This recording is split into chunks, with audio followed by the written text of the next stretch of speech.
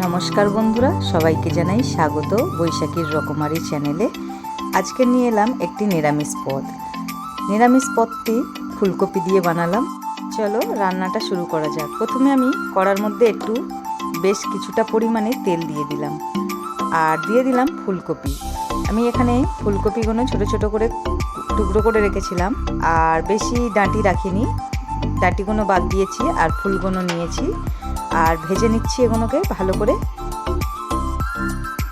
এখন দিয়ে দিচ্ছি অল্প একটু হলুদের গুঁড়ো আর লবণ হলুদ দিয়ে একটু ভালো করে মিক্সড করে দিলাম।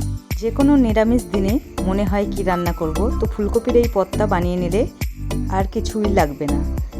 বন্ধুরা, এই রেসিপিটা দেখে যদি ভালো লাগে অবশ্যই কমেন্ট করো, আর যারা নতুন বন্ধু আছো পাশে থেকো। দেখো, কথা বলতে বলতে ফুলকপিটা ভাজা হয়ে গেছে আর কত সুন্দর লাল হয়ে গেছে ফুলকপিটা। এখন আমি অন্য একটা পাত্রের মধ্যে ফুলকপিটা তুলে নিলাম আর যে তেলটা রয়ে গেছে তার মধ্যে আলুটা দিয়ে দেবো।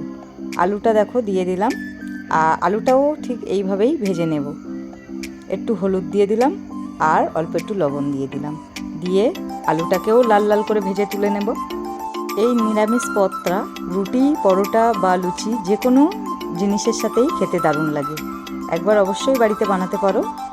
দেখো, আলুটাও লাল লাল করে ভাজা হয়ে গেছে। আমি এখন আলুটাকেও নামিয়ে নিচ্ছি।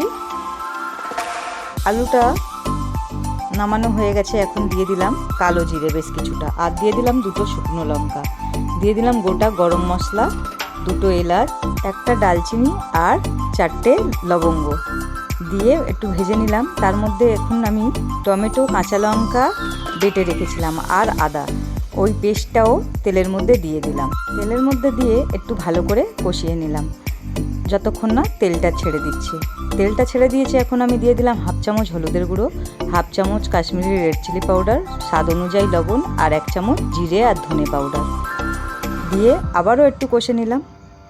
দেখো কষাটা হয়ে এসছে। এখন দিয়ে দিলাম মটরশুঁটিটা দিয়ে আবারও একটু কষে নিলাম আর দিয়ে দিলাম এখন কাজু বাদাম আর পোস্ত দিয়ে আবারও কষতে থাকবো যতক্ষণ না তেলটা ছাড়ছে। এইভাবেই কষিয়ে নেব।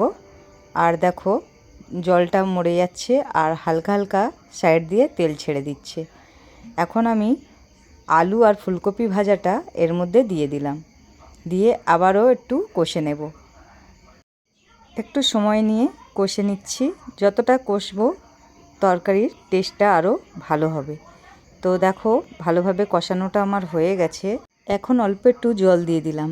যে জারটার মধ্যে আমি বাদাম আর পোস্তটা বেটেছিলাম সেই জারটা ধুয়ে অল্প একটু জল দিয়ে আবারও একটু কষে নিচ্ছি যতক্ষণ না তেলটা ছেড়ে দেয়। তেলটা ছেড়ে দিয়েছে, এখন আমি 1 বাটি পরিমাণে জল দিয়ে দিলাম। জলটা যে যার পছন্দ অনুযায়ী দিলেই হবে। আমি এখানে 1 বাটি জল দিয়েছি আর 5 মিনিট পরে খুলে দেখছি। দেখুন তরকারিটা ফুটে উঠেছে আর ঘন হয়ে গেছে। এই ফুলকপির রেসিপিটা খুবই লোভনীয় হয়েছে আর টেস্ট তো খুবই ভালো। এখন হয়ে গেছে তরকারিটা আর আমি এখন একটা প্লেটের মধ্যে সাজিয়ে নিচ্ছি। বন্ধুরা, রেসিপিটা কেমন লাগলো কমেন্টে জানিও। ফুলকপির এই পদ রেডি হয়ে গেছে। এখন আমি ভিডিওটা এখানেই শেষ করছি। নমস্কার।